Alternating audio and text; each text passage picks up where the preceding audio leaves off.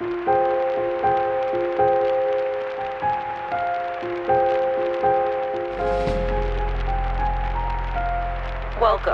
to Blood and Business. I'm Bethany. And I'm Cassie. Today we're telling a story of siblings born and bred to run the world. They were the most infamous family of the 20th century. Their story drips with conspiracy. Their names, whispered through the decades since they left their voices, echoing in time and space. Their hands helped mold the America we know, sharing with their country dreams of landing on the moon, freedom for every man.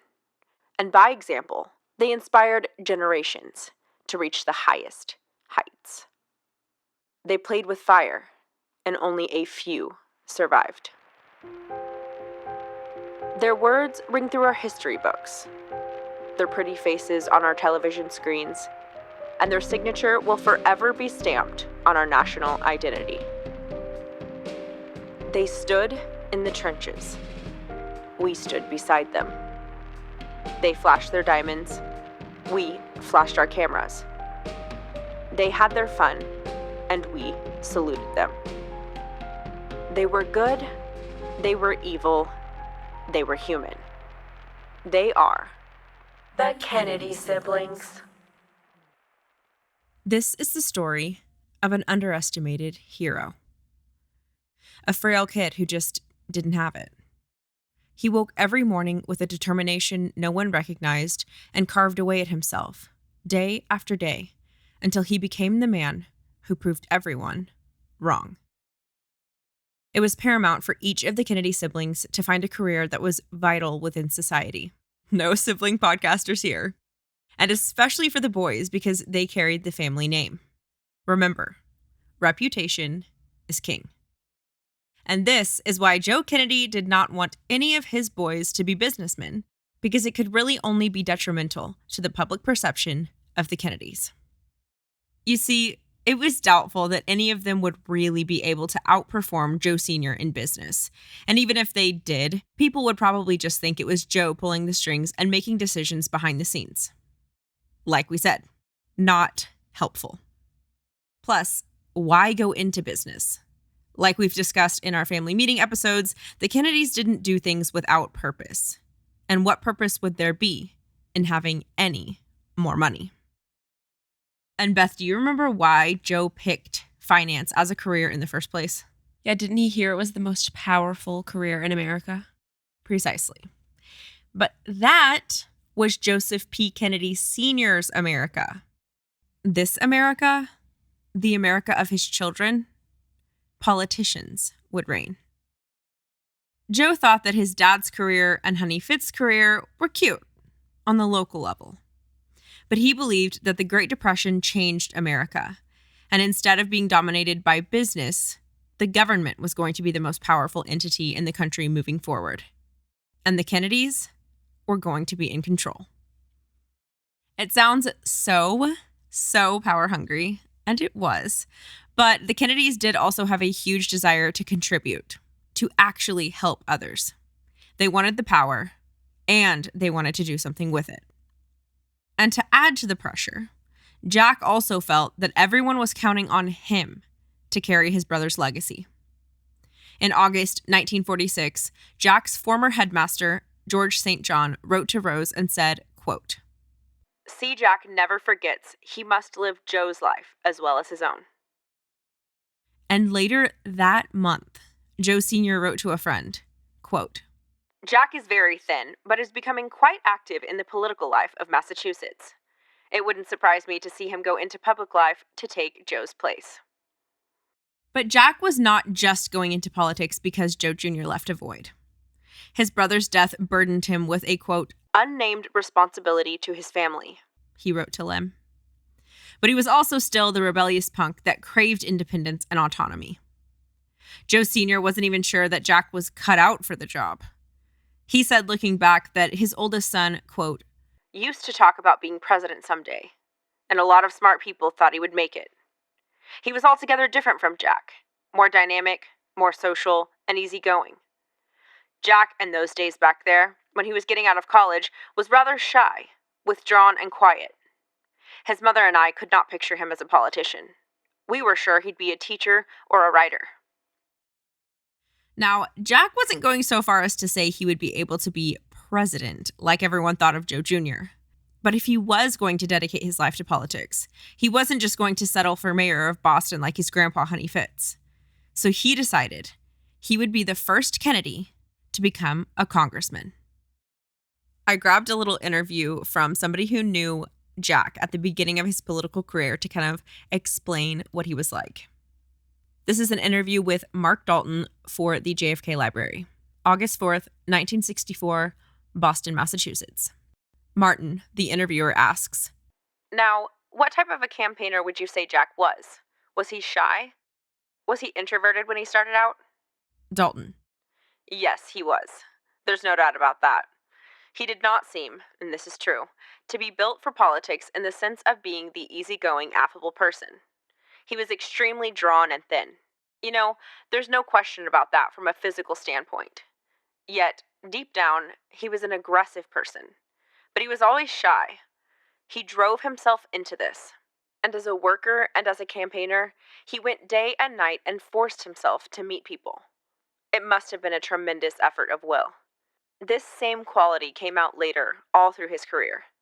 He was a great campaigner in the sense that he worked day and night to win and went out to meet people. He was not the ordinary type of campaigner in the sense that he was not affable and easygoing, and certainly was not a speaker. It's so interesting to me thinking about Jack as a shy, like withdrawn I person. know. He seems like the outgoing, like social one, but I guess just compared to his brother and compared to Joseph P. Kennedy, he probably was a lot more reserved. But I feel like with his best friends, like with Kik and with Yes. Lem, he's like such a like funny, like they describe him as such a playboy, just like charismatic person. But he was probably only like that with his really close friends. For sure. And maybe he was also more confident in like comedy, and he knew he was funny. He knew he had a good personality, but maybe he wasn't so confident in academics because Joe Jr. had always outshined him. Mm-hmm. And he wasn't naturally super smart. Yeah. So when he was in those sort of settings, he was more uncomfortable and less sure of himself. Exactly. He was not comfortable with public speaking. But Lem Billings, his best friend, saw something in him that no one else did. Quote, A lot of people say that if Joe hadn't died, that Jack might never have gone into politics. I don't believe this. Nothing could have kept Jack out of politics. I think this is what he had in him, and it just would have come out, no matter what. Knowing his abilities, his interests, and background, I firmly believe that he would have entered into politics even if he'd had 3 older brothers like Joe. a friend of Kik's remembered, quote, He asked every sort of question of what were the pressures, what were the forces at work, who supported what, and you could already see that this young lieutenant was political to his fingertips. He seemed so young, but with an extraordinarily well-informed interest in the political situation he was seeing. But Jack, like his dad, was not too sure he was capable of pulling it off. First, his health was an actual major concern, even in Jack's eyes. He was unsure that Americans would trust him with representing them when he was so visibly unwell. One of the veterans that served with Jack said, quote, I was as thin as I could be at the time, but Jack was even thinner. He was actually like a skeleton. His taxing daily routine at the time made his symptoms even more severe. Fatigue, nausea, vomiting, and the deterioration of his bone mass. Running for political office would also mean a ton of days out on the road, talking to people, going to events, networking, and a more sedentary career path I would think would have been obvious, but not for Jack. The other thing about politics that made Jack think twice was the fact that he hated fake niceties and pretending like you're all friends just to gain some social clout. He was charming, but he was not a Honey Fitz. That was Joe Jr.'s thing. He could do that if he needed to, but Jack, quote, As far as backslapping with the politicians, I think I'd rather go somewhere with my familiars or sit alone somewhere and read a book. Jack Kennedy. And about him being a public speaker, people described his speeches as stiff and wooden. His family tried to help him, naturally. Once, while Jack was giving a speech, his sister Eunice was noticeably mouthing the words back at him as he spoke from the audience. Afterward, Jack told her, quote, Eunice, you make me very, very nervous. Don't ever do that to me again. Eunice replied, Jack, I thought you were going to forget your speech. Their dad was a bit more gentle in his encouragement. Eunice remembered, quote, Many a night when he'd come over to see Daddy after his speech, he'd be feeling rather down, admitting that the speech really hadn't gone very well, or believing that his delivery had put people in the front row fast asleep. What do you mean? Father would immediately ask. Why, I talked to Mr. X and Mrs. Y on the phone right after they got home, and they told me they were sitting right in the front row and that it was a fine speech. And then I talked to so-and-so, and he said, last year the speaker at the same event had 40 in the audience, while you had 90. And then, this was the key, Father would go on to elicit from Jack what he thought he could change to make it better next time. I can still see the two of them sitting together, analyzing the entire speech and talking about the pace of delivery to see where it worked and where it had gone wrong. Confidence is everything. Joe Kennedy knew that.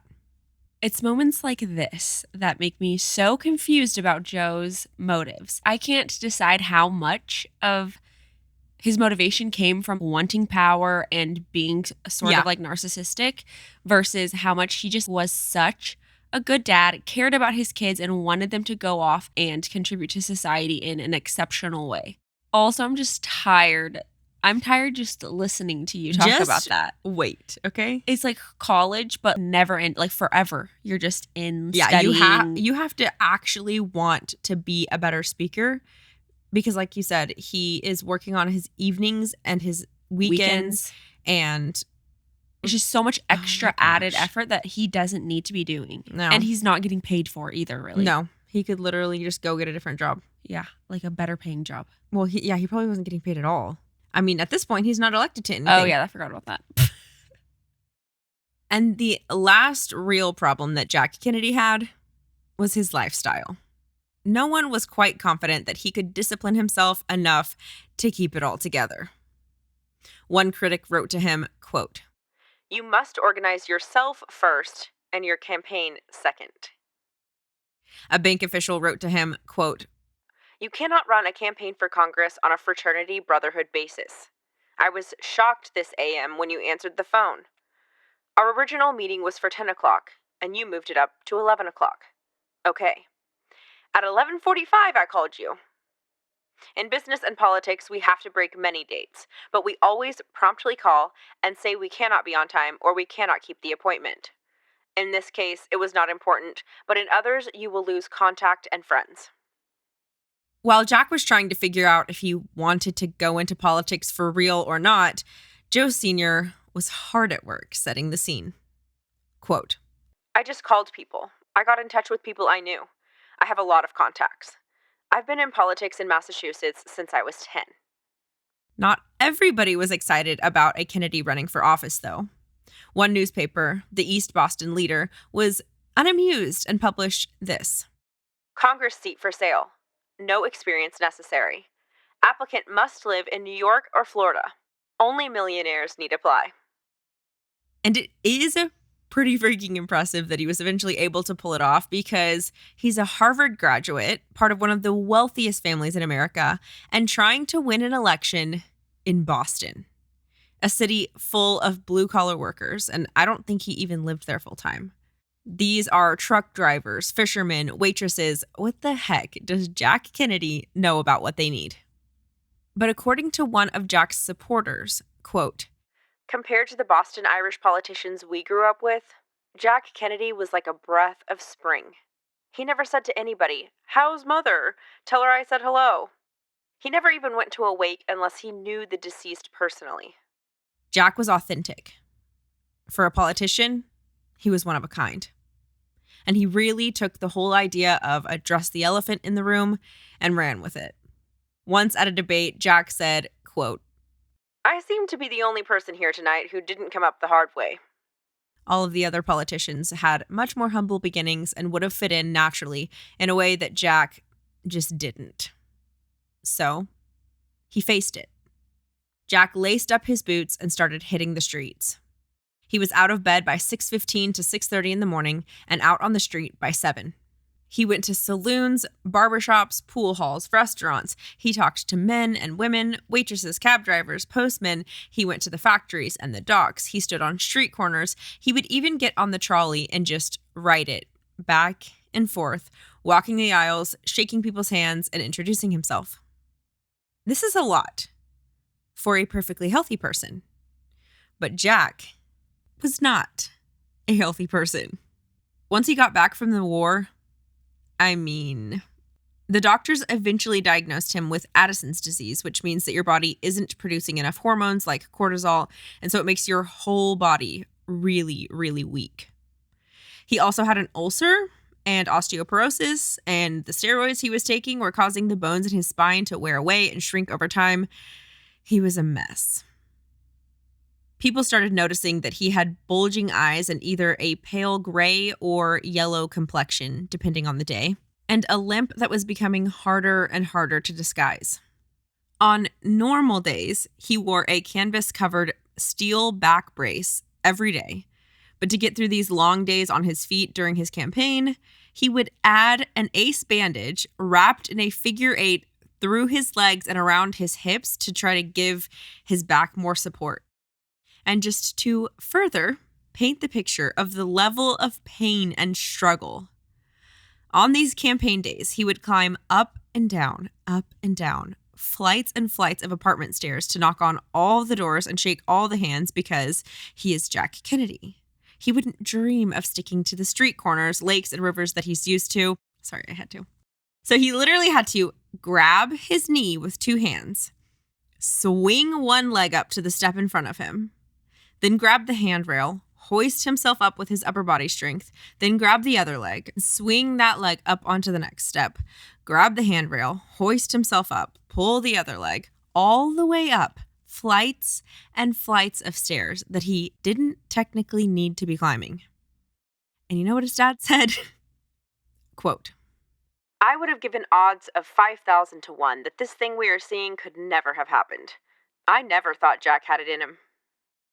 The expectation from his family was that Jack wouldn't actually do anything because his health was so poor. How could he? I honestly don't even blame his family. He couldn't even make it through a semester at college without being hospitalized. But then again, he already proved how tough he was when he put himself through boot camp, before going to the war, before doing all of that. So, come on. Jack's got it. Oh, and keep in mind, this is for Congress, not to become the president. So, obviously, Joe Sr.'s money afforded Jack's campaign a whole entire public relations firm. So they had billboards, subway ads, newspaper ads, radio segments, mail adverts. Kennedy for Congress painted Boston. They also hosted a black tie event at the Hotel Commander in Cambridge. They sent out engraved, hand-addressed invitations to meet the entire Kennedy family. One reporter commented that it was a, quote, demonstration unparalleled in the history of congressional fights in this district. Of course. The evening house parties gave Jack an opportunity to reconnect with his sisters, Eunice, Pat, and Jean, who were 4, 7, and 11 years younger than him. So at the time, they would have been 25, 22, and 18. Because Jack was so much older, 29 at this time, and had been away at boarding school at Choate for a lot of their childhood and then went away to Harvard and then was in the Navy while they were still growing up, Jack wasn't as close to them as he had been to Joe Jr. and Kick.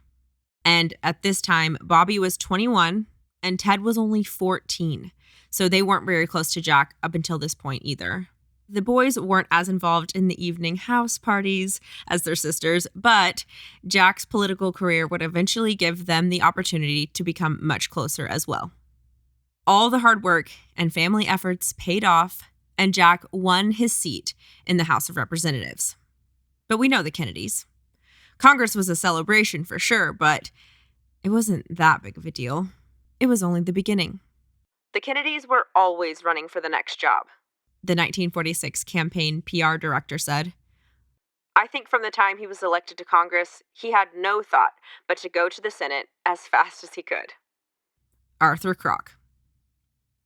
Jack was still very much under his family's reputation at this time. He was not Jack Kennedy. He was a Kennedy. In February 1947, when he gave an interview to a Washington journalist who told him it was nice to meet Kathleen's brother, Jack replied, quote, For a long time, I was Joseph P. Kennedy's son. Then I was Kathleen's brother. Then Eunice's brother. Someday, I hope to be able to stand on my own feet. That is wild. I cannot picture that at all. Like, Jack Kennedy is no one. He's just part of a family who is somebody, you know? Yeah. But that his sisters were more famous than him. So Jack is turning 30 in 1947. He still looks and acts like a young bachelor. He wore rumpled jackets and oversized sweaters. The expensive tailored suits that we see in photos, he only wore to important events or to Congress, and some say he didn't wear them as often as he should have. He and Eunice shared a rented 3-story townhouse where they also had 2 other roommates, one of which was a family cook, Margaret Ambrose, and the other roommate, Billy Sutton, was a friend who was also in politics, and he helped Jack with his campaigns. That fact is also crazy to me because I would not ever think, with how rich Joe was, Right. why in the world would they be sharing an apartment as like 20, 30-year-olds? Yeah. Not as 18, 19-year-olds. I would love to share an apartment with you if I was single, but like a dude. And Eunice sharing is a with lot your younger. sister, not sharing with like roommates, sharing with your little sister. Bizarre to me. There's just some things about them. I'm like, you're just not a normal they just family. don't care. Yeah. They're like, we're going to do whatever we want to do. And it's like that whole thing that they were just like barefoot and dirty running through the city, like not caring. Every time you saw say them. that, it kills me. I'm pretty sure you're the one who said Barefoot and dirty. But it's the same like oxymoron thought. They're so confident they didn't mind being. It's like they cared about image so much, but at the same time didn't give a crap.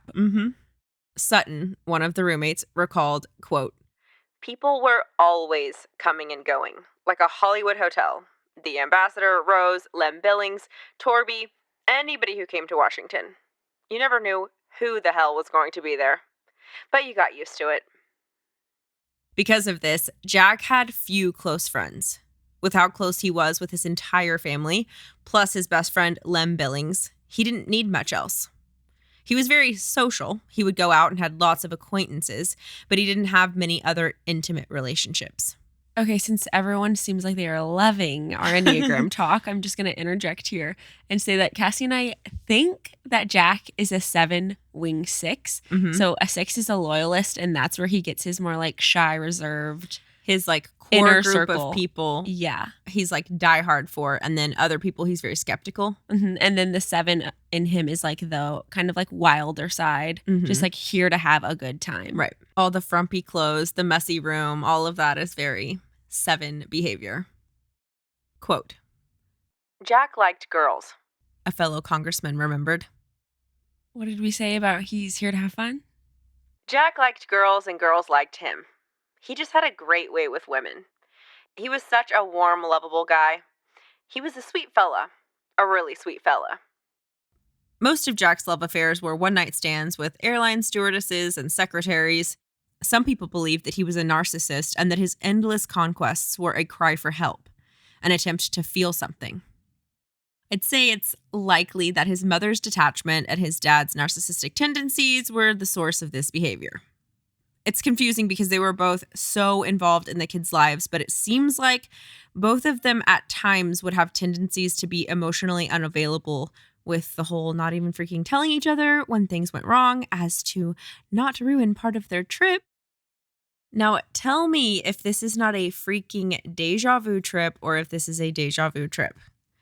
Jack Kennedy would bring a girl home from a date at night, and then in the morning, an entirely new girl would come down for breakfast. Now, who the heck does that sound like? Perhaps another Jack? Perhaps Black Jack, Jackie's father. Kennedy family biographers Peter Collier and David Horowitz say that these affairs were, quote, less a self-assertion than a search for self, an existential pinch on the arm to prove that he was there. A friend asked him why he was acting like that and why he was running so hard from real relationships. He took a minute to answer and then finally said, quote, I don't know, really. I guess I just can't help it. And the friend said that he looked like a little boy about to cry. It could have also been the impending mortality hanging over his head. He was diagnosed as maybe about to die almost his entire life. In 1947, so this would be right at the beginning of his political career, right after he was elected to Congress for the first time, a priest boarded the Queen Mary ship to perform Jack's last rites before he was carried off the ship in a stretcher. He was that close to death. And I don't even know why it was this time. And for the non-Catholics in the room, the last rites is a special service celebrated near the time of death where they may offer confession as well. Jack told a columnist around this time that he did not expect to live more than another 10 years or beyond the age of 45, but that there was no use thinking about it. The freaking accuracy. And why did so many of the Kennedys call it? Like, I know. No prior Yeah. to. Mm-hmm. That is also so bizarre. It makes sense, but also, like, who... They're all like freak accidents. They're not like... Yeah, exactly. Of course, Jack thought he was going to die, but he did not die for the reasons that he thought he was going to, but he always knew, I'm going to have a short life. I'm going to die in my 40s. Jack said he was going to do the best he could and enjoy himself as much as he could in the time that was given to him. He was also quoted saying, The point is that you've got to live every day like it's your last day on Earth. That's what I'm doing. And then, on May 14th, 1948, Kik was killed in a plane crash. But for Jack, Kik's sudden and tragic death made him more conscious of mortality than ever. Jack and Kathleen, again, were very close, and their letters are all very warm toward each other. She had a rebellious streak like Jack did, and they understood each other. Jack was devastated. He asked Lem Billings repeatedly, How can there possibly be any purpose in her death? Then he told his campaign biographer, The thing about Kathleen and Joe was their tremendous vitality.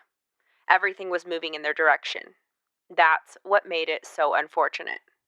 If something happens to you or somebody in your family who is miserable anyway, whose health is bad, or who has a chronic disease or something, that's one thing.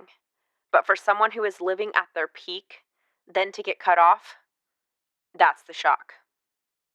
and I hadn't thought about this when I was writing it, but he's almost talking about himself. Like, you would expect me to die. I wouldn't be so surprised. I'm miserable. I have these chronic illnesses that I'm carrying around. Why am I still here in misery? And they're gone. And maybe too, Rosemary. Yeah. And Joe and Kathleen were the ones who everyone was just like betting on. They were the most famous. They were the most successful. They truly had the most promise and the most potential ahead of them. And it's like, out of those top 4 siblings, those 4 oldest, the 2 that were the healthiest were the 2 that got killed. And here's a bit more sister action. In September 1951, Jack asked Pat, who was working in television in New York, to set up a weekly telecast. It was basically a podcast on TV, or like a mini 10-minute talk show. Jack described it as me interviewing important people in Washington about their jobs, etc., and about problems of the day.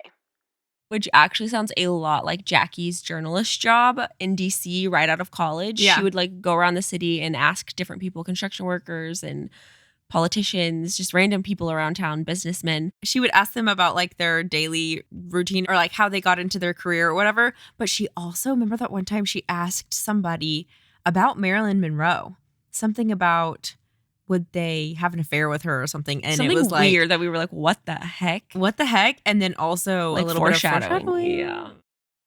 In December 1951, Jack appeared on NBC's Meet the Press and announced that he was interested in going to the Senate. According to Eunice, Joe Sr. had been low-key prepping and planning for 2 years already, but now that Jack had officially decided he was going for it, Joe made it his full-time job to get Jack into the Senate. One of the workers during the campaign said that Joe Sr. was the distinct boss in every way. He dominated everything. He even rented out an apartment near Jack's place so that he could have a headquarters to supervise the campaign expenditures and HR and speech preparations. Should Jack appear on TV for this issue? Who should we get him a meeting with? What kind of ads should we run? Joe's hunger to win and his commitment to making it happen for Jack caused him to forego pretty much everything else. He treated the campaign workers really badly. He was okay with making any compromise to accomplish what he set out to do, and the campaign manager that was working for Jack was just done. So he resigned. And guess who they got to replace him? Robert Kennedy was working as an attorney at the Justice Department, but when he found out that the campaign was basically falling apart, he decided to jump ship and go work for his big brother. He was really nervous, and he actually told one of Jack's advisors that he honestly thought he was going to just further screw it up, but with how desperate they were, he was willing to do anything he could to help his family. The fixer in the family, the one who knew everything and never minded being asked to share his information. It reminds me of Roy going to work with Walt, even though he didn't know what the heck he was doing and he wasn't comfortable in his skills or confident, but he wanted to do whatever he could to help his brother realize his dreams. Bobby worked himself to the bone. He ended up losing 12 pounds during that campaign, and he didn't have 12 pounds to lose. He was working at least 18-hour days. He transformed the entire organization, and he was able to motivate teams of supporters that worked almost as hard as he did. He took on all of the most difficult jobs that Jack avoided. He was rumored to even throw out politicians hanging around their Boston headquarters, stating, quote, "Politicians do nothing but hold meetings. You can't get any work out of a politician." Bobby didn't take crap from anybody, and he stood as a buffer between Jack and the people trying to use him. Jack was a frumpled, smiling mess. His little brother was methodical, tough, and organized beyond belief. Bobby meant business. He was the runt of the litter, always the first one to arrive and the last to leave, and he always saw those who were working as hard as he was. Quote, 90% of the talk is done by men, and 90% of the work is done by women. Bobby Kennedy. In the documentary Ethel, Rory Kennedy is interviewing her mom, Ethel, about her father's relationship with her uncle Jack and about the legacy that they built together. Rory asks her mom in the film, quote, "Why did Daddy put his career on hold?" Her mother responded, "It was a major decision. He had to put it on the back burner. It was a big sacrifice. It was wonderful that he did it." Rory responded, "And why did he make that choice?" Ethel immediately replied, "Oh, 'cause he loved his brother." In 1953, Jack decided he needed one more business partner. Bobby was the perfect campaign manager and had literally everything handled, but he couldn't change Jack's playboy reputation. Only a wife could do that. Enter Jackie. So magically, Jack falls suddenly in love at 36 years old, realizes he's ready for a lifelong commitment. Kind of. But we'll have to wait for that story in episode 8, because Jackie needs her own moment and her own episode. During this time, early political career, early marriage, Jack was still having a ton of health issues. Even though his Addison's disease meant that having back surgery may very well kill him, leaving him vulnerable to infection, he was desperate and pretty used to being at risk of death at this point, so he went ahead and he had back surgery. Here's Rose. Quote, Jack was determined to have the operation. He told his father that even if the risks were 50-50, he would rather be dead than spend the rest of his life hobbling on crutches and paralyzed by pain. everyone tried to talk him out of it. And Joe even tried to convince him not to do it by reminding him of FDR's incredible success despite being in a wheelchair. What I can't figure out is if Jack was just in that much pain or if he believed he wouldn't be able to pull off a presidency in the condition that he was in. Was it for the notoriety and the accolades, or was it for his quality of life, or like most things, a combination of the two?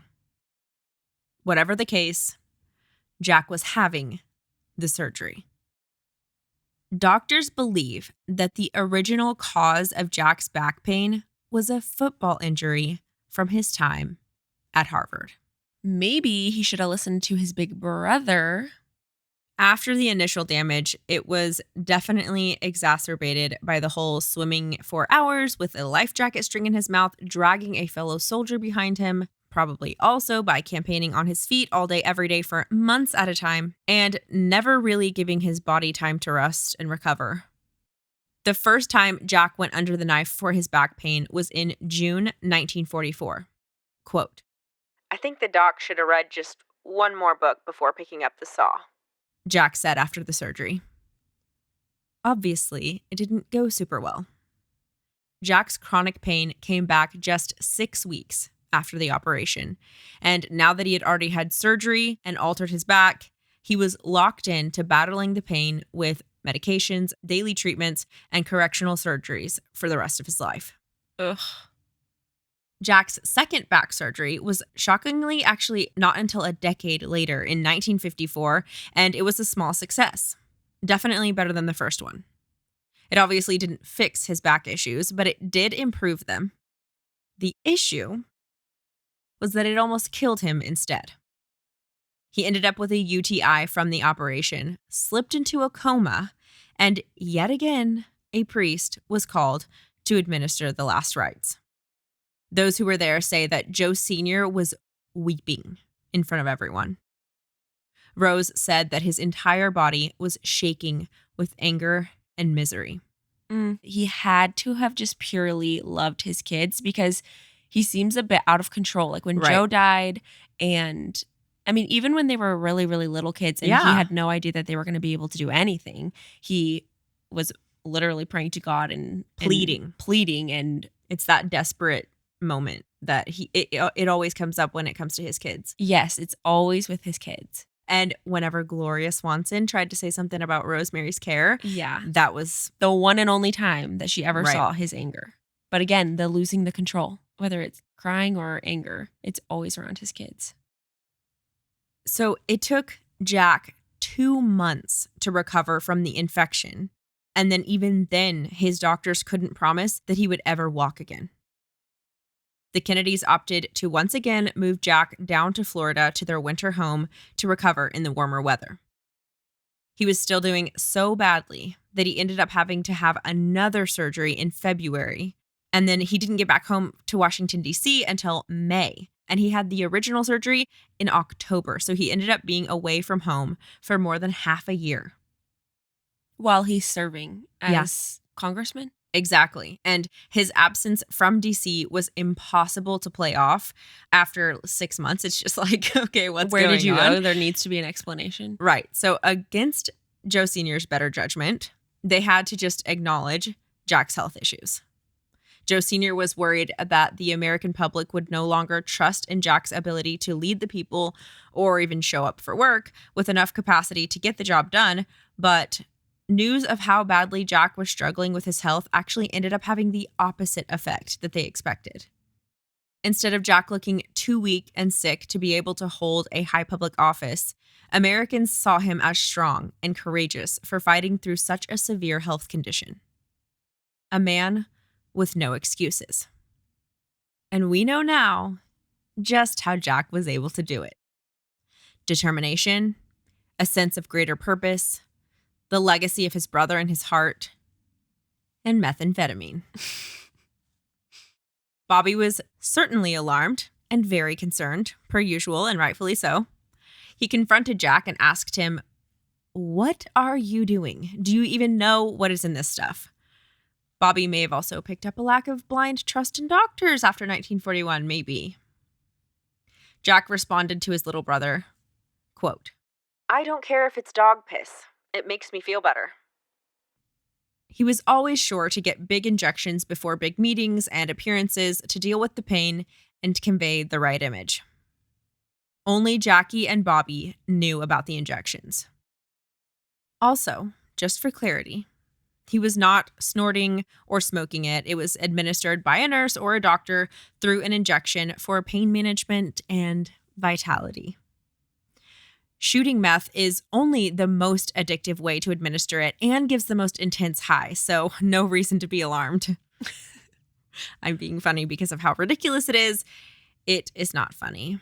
And Bobby, for one, was certainly not laughing.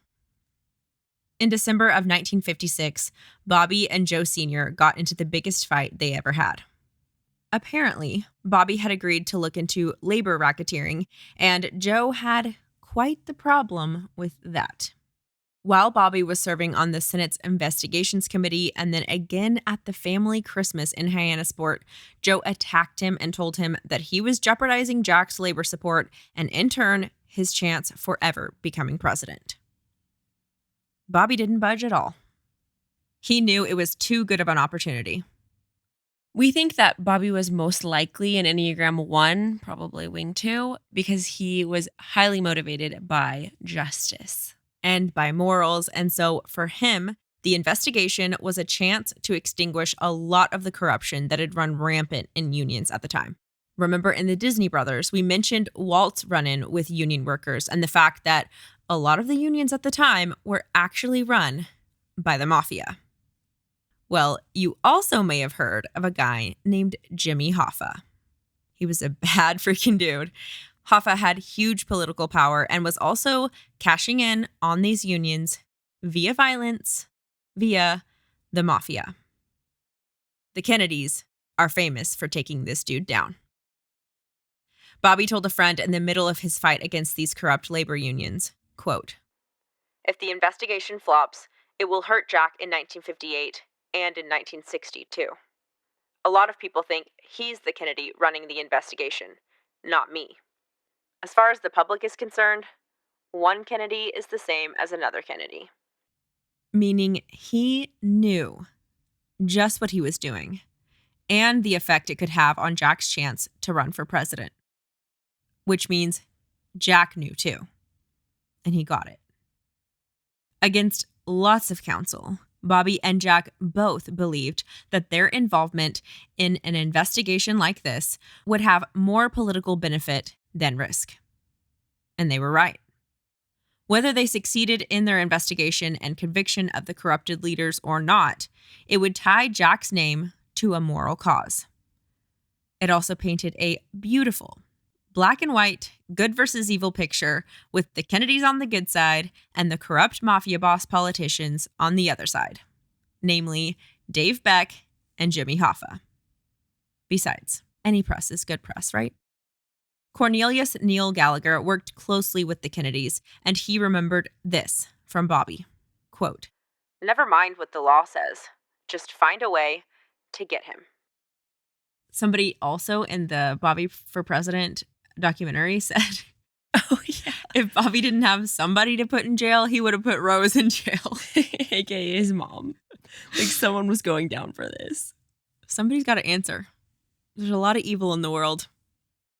During 1957 to 1958, Jack's public persona and popularity was growing rapidly.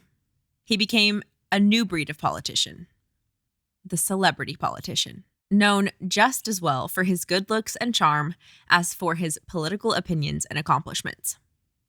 One journalist said it perfectly, quote, "He's the only politician a woman would read about while sitting under her hairdryer." Robert Dallek wrote in his book that a high school newspaper editor was interviewing Jack in 1957 and asked him, quote, "Do you have an in with life?" the magazine. Jack replied, "No, I just have a beautiful wife." And this matches up with what we talked about in the Bouvier episodes. Jackie was this same new breed. She was the first to bring celebrity, style, and glamour to the position of the First Lady. But we're not quite there yet. In the fall of 1959, Joe Kennedy told reporters, quote, Jack is the greatest attraction in the country today. I'll tell you how to sell more copies of a book. Put his picture on the cover. Why is it that when his picture is on the cover of Life or Redbook, they sell a record number of copies? You advertise that he'll be at a dinner, and he will break all records for attendance. He can draw more people to a fundraising dinner than Cary Grant or Jimmy Stewart. Now, why is that? He has more universal appeal. But even at the pinnacle of fame and notoriety, it was still all about family. Another journalist wrote years before JFK was elected, quote, When Jack will be in the White House, Bobby will serve in the cabinet as Attorney General, and Teddy will be the senator from Massachusetts. And he was right. Because blood is thicker than water. In 1960, Jack did an interview explaining why he would be running for president. He explained that senators and congressmen could work on something for 2 years and have it thrown out by a president in one day with one stroke of a pen. Being president would give him the opportunity to make a real difference. A difference no senator could ever even dream of. Also, probably because he thought he could do it. Especially now that he has Jackie. They were at the helm during the most turbulent moment in American history. The rumors are legion. Some sincere, some slander. They gave everything to their country. But what did it look like behind closed doors, in their homes, the most intimate moments of their time on Earth? Sometimes the truth is more wild than the headlines. They seemed to live the easy life, but they lost it all in an instant. They ran faster, worked harder, burned brighter, and then they were gone. You have just listened to The Kennedy Siblings, Episode 10 from Blood and Business. Thank you all for listening to today's episode. If you enjoyed it, please give us a review on Apple, rate us on Spotify, and share Blood and Business with a friend or a sibling. If you'd like to support the show, the best way is to become a patron of Blood and Business. You will get bonus content every month, including a monthly bonus episode, interactive main episodes, and behind-the-scenes footage. To keep up with us day to day, you can follow us at Blood and Business on Instagram and TikTok. You can find the link for Instagram, TikTok, and Patreon in the show notes below. Thank you so much for the support, and we will see you back here next week for your regularly scheduled programming on Blood and Business. The main source for this episode was An Unfinished Life, John Fitzgerald Kennedy, by Robert Dallek. To see a complete list of sources for all Blood and Business episodes, head on over to Patreon for a free PDF download.